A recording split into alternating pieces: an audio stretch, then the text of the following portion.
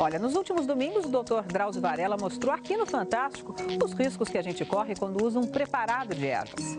Hoje ele vai apresentar pessoas que dedicam a vida ao estudo das plantas, do tubo de ensaio ao balcão da farmácia. Tudo para que você possa tomar o seu chazinho em segurança. Há 15 anos eu viajo pelo Rio Negro, aqui na floresta amazônica, neste barco da Universidade Paulista, a Unip. Nós estudamos as plantas da região com um objetivo bem claro: descobrir novos medicamentos. Com as plantas coletadas, já fizemos 2.200 extratos. Mais da metade foi testada contra células malignas e bactérias resistentes a antibióticos.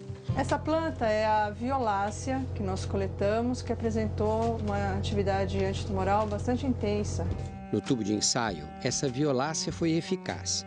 Matou as células tumorais. Mas quando fomos testá-la em ratos, sua ação foi literalmente mortal. Matou em 4 minutos o bicho. O ratinho. Matou o ratinho em 4 minutos? Matou em 4 minutos.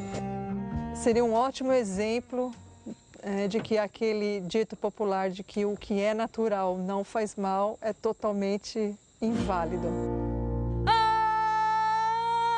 É bom para quê? Só dá para saber se as pesquisas forem feitas até o final. O conhecimento tradicional, o chá que gerações de avós receitaram para os netos, é muito importante, mas deve ser considerado uma ferramenta. Toda pesquisa com produtos naturais começa assim, com a coleta de uma amostra de planta. Do mato, a planta vai para o laboratório, onde é transformada num extrato. Preparação obtida misturando a planta com água, extrato aquoso, ou com álcool, extrato alcoólico.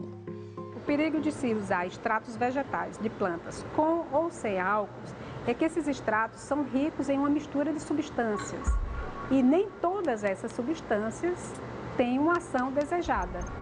Esse extrato é natural, ele veio das plantas, ele foi testado como apresentando uma atividade, uma ação contra as células tumorais, porém, olha o que nós observamos. Por isso que é muito importante não só descobrir a atividade, como fazer os testes para saber se a planta é tóxica ou não. Porque se eu só tenho a primeira parte da informação, eu sei que mata as células tumorais, preparo um chá e tomo. E posso tomar um chá muito tóxico. A morte do ratinho tem uma justificativa. Ele morreu para nos mostrar que aquela planta, embora tenha o poder de destruir células doentes, é altamente tóxica. Os testes com animais só são feitos após a aprovação de um conselho de ética. Eles encerram o que deveria ser a primeira parte da pesquisa de uma planta candidata a virar medicamento. Essa parte é chamada de pré-clínica.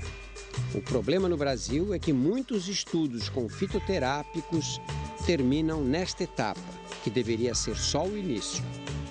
Quem vai dar a palavra final são os estudos clínicos. Isso eu aprendi desde muito cedo, que tratar o ratinho é fácil.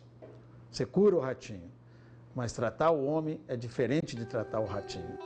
Os fitoterápicos brasileiros não precisam ser submetidos ao mesmo rigor exigido para a aprovação dos medicamentos convencionais. Para medicamento fitoterápico, considerando que algumas plantas já têm tradicionalidade de uso, você pode pular alguma etapa.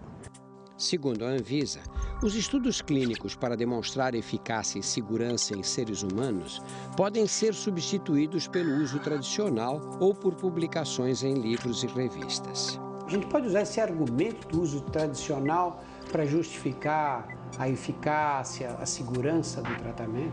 Não, o uso tradicional, ele só conta os lados de sucesso.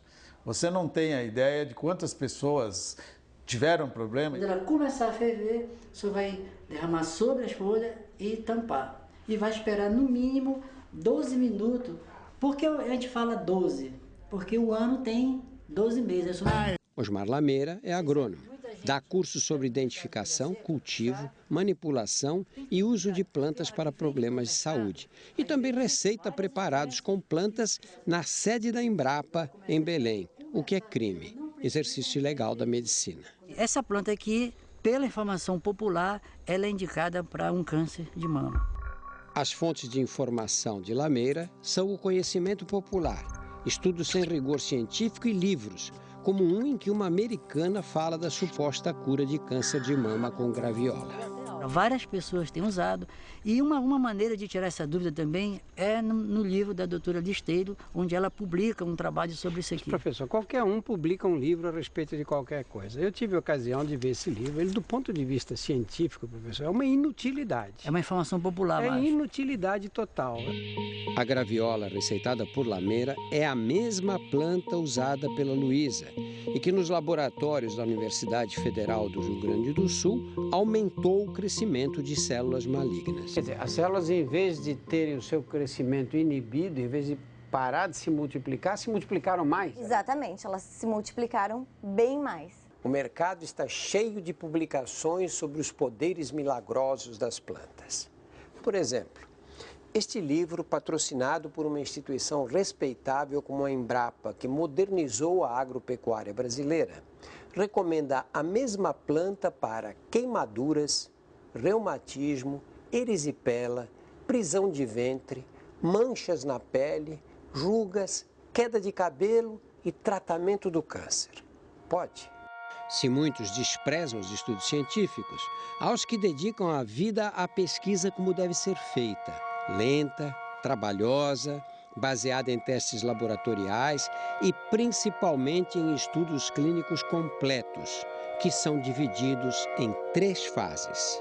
A primeira fase serve para definir se o remédio vai ser dado por boca, por veia, como ele se distribui pelos órgãos, quanto tempo leva para ser eliminado e quais as doses seguras. O professor Odorico está testando agora um possível medicamento contra a ansiedade e a pressão alta feito com uma planta. Essa daqui é o estudo de fase 1, onde você utiliza um voluntário sadio, que foi previamente selecionado. A fase seguinte, fase 2, é realizada com doentes. Nesse momento é que se avalia se a droga funciona mesmo contra a doença e se surgem novos efeitos tóxicos. Você está dormindo melhor ou você continua com dificuldade para adormecer? Eu durmo bem e durmo melhor e passo mais tempo dormindo. A segunda fase é uma fase extremamente importante, onde a gente foca aquela dose com aquele medicamento em uma doença em particular. Se o remédio não funcionou para aquela doença, é abandonado. É descartado. Se ele funcionou bem, você diz, bom, puxa, se nós estamos aqui diante de um medicamento que tem efeito, ação mesmo contra essa determinada doença. Aí a gente passa para a fase 3. Na PUC de Porto Alegre funciona um importante centro internacional de testes clínicos fase 3. Que é a fase de maior envolvimento em termos de número de pacientes. Nós precisamos de estudos que tenham 8 mil pacientes, milhares de pacientes, onde a gente compara esse remédio, do qual a gente já sabe a dose, já sabe a toxicidade, com um tratamento convencional que a gente tenha disponível. Alguma novidade desde a última consulta? Eu tenho alguns efeitos colaterais, mas, como diz o gaúcho, eu tiro de letra. Tá certo.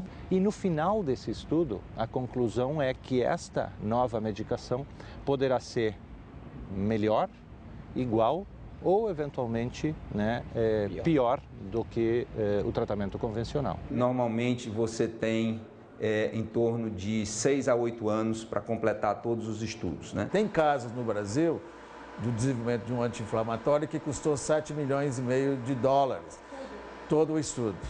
Custa caro, leva tempo e é difícil como achar uma agulha num palheiro. Minha equipe já tem 15 anos de expedições na Amazônia e pesquisas em laboratório e ainda estamos longe de um resultado promissor. O professor Odorico testa plantas há quase 40 anos. O sonho é ver um medicamento desenvolvido pelo meu grupo de pesquisa, entendeu? Não numa prateleira da farmácia. O professor Calixto é o brasileiro que mais publicou estudos na área de farmacologia de plantas. Uma carreira brilhante e apenas um fitoterápico com sua assinatura nas farmácias.